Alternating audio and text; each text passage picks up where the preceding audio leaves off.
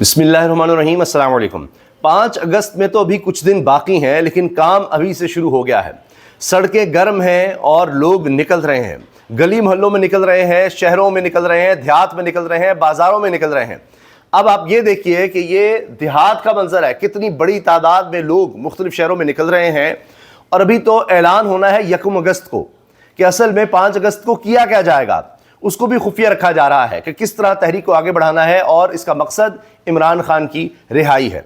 अब देखिए कि किस तरह दीपालपुर से पीटीआई के नौजवान रहनुमा ज़िले general secretary Okara Abdurrahman Tariq की क़यादत में 5 अगस्त के हवाले से फ्री इमरान खान रैली का इनेकाद हुआ और यहाँ पर लोग निकले हैं और नारे लगाए जा रहे हैं। इसमें आपको ज़्यादातर तादाद नौजवानों की नज़र आएगी। और ये देख लीजिए, छोटी सी तहसील है, पसमानदा दही इलाका, मेन शहर नहीं है, तो कहाँ कहाँ पुलिस को भेजा जाएगा, कहाँ कहाँ लोगों को रोका जाएगा, कहाँ पकड़ा जाएगा, किस तरह को गिरफ्तार किया जाएगा। तो ये अब नज़र आ रहा है कि लोग निकल रहे हैं, बड़ी तादाद में निकल रहे हैं। और अभी असल प्लान तो अब बताया जा रहा है कि आगे का है, यानी 5 अगस्त का है और उसको भी एक तरह से खुफिया रखा जा रहा है, उसके बारे में ज़्यादा बताया नहीं जा रहा।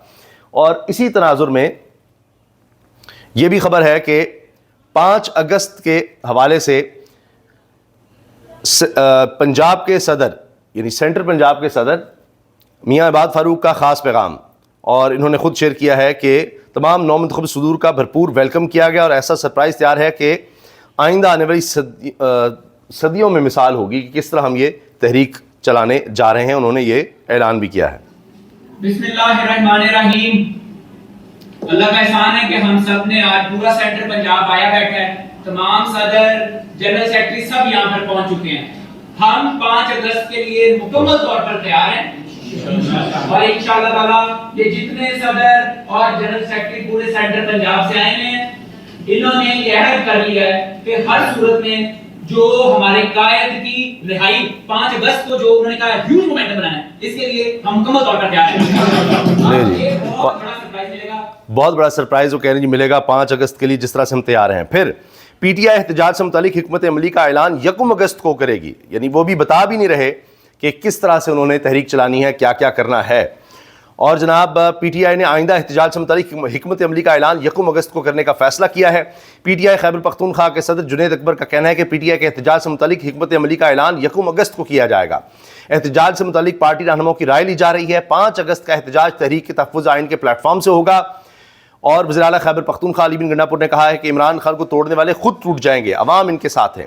अली बिन गंडापुर ने कहा इमरान खान के साथ चट्टान की तरह खड़े हैं, पीछे हटने का सवाल ही पैदा नहीं होता। और कहा कि जी हमारे इख्तलाफात अपनी जगह होंगे, कई बातों से मगरी करें ना करें, लेकिन इमरान खान की रिहाई के लिए हम सब इकट्ठे हैं और हमने पूरी जिद्दोजहद करनी है। ये बहुत ज़्यादा वायरल हो रही है जी ये वीडियो, ये क्लिप, क्योंकि सामने बिठाकर वज़ीर वहाँ बैठा हो और उसके सामने इस तरह से कोई बोले, और ऐसा शख्स बोले जिसका सियासत से ताल्लुक़ नहीं है, वो एक ताजर है। यानी अब आप देखें वो कितना इस हुकूमत से तंग आ चुके हैं। सियासत में माफियाज हैं जो 40 साल से एक जगह बैठे हैं। क्या आप माफिया से कम हैं? ये बजट माफियाज ने पेश किया है, आप पैसा बाहर भेज रहे हैं, पैसा आपका बाहर पड़ा है, आप कहते हैं पैसा पाकिस्तान लेकर आए।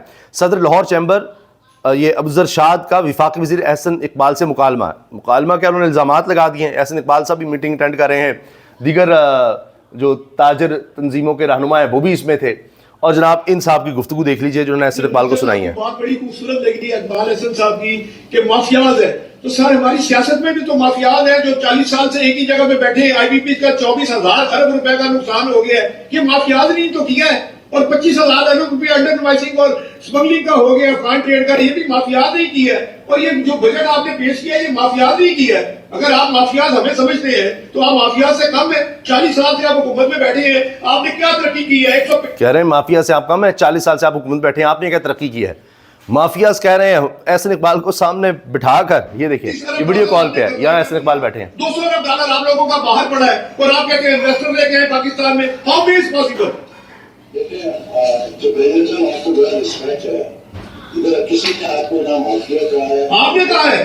आपने कहा है माफियाज है, आपने खुद कहा है माफियाज है। मिनिस्टर साहब गुफ्तगू ये है कि आपकी पॉलिसी स्टेबल नहीं है। ये लाहौर चैम्बर के सदर हैं, Lahore chamber of commerce and industry, उसके सदर हैं और ये गुफ्तगू एहसन इकबाल को उनके सामने सुना रहे हैं। फिर एहसन इकबाल साहब की खातिर दानियल अजीज़ को नून लीग ने दूर कर दिया। अब दानियल अजीज़ टेलीविज़न पर आकर किस तरह हकीकत बयान कर रहे हैं वो भी सुन लीजिए। यानी आप देखिए ना कि एहसन इकबाल की वजह से ही सारा हुआ। दानियल अजीज़ उसी इलाके से थे, टिकट उनको दे दिया, उनके बेटे को भी oblige किया एहसन इकबाल के।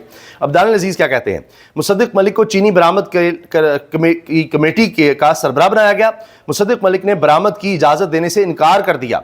शहबाज शरीफ ने फैमिली इसहाक डार को कमेटी का सरबराह लगाया, फिर चीनी बरामद की इजाज़त मिल गई।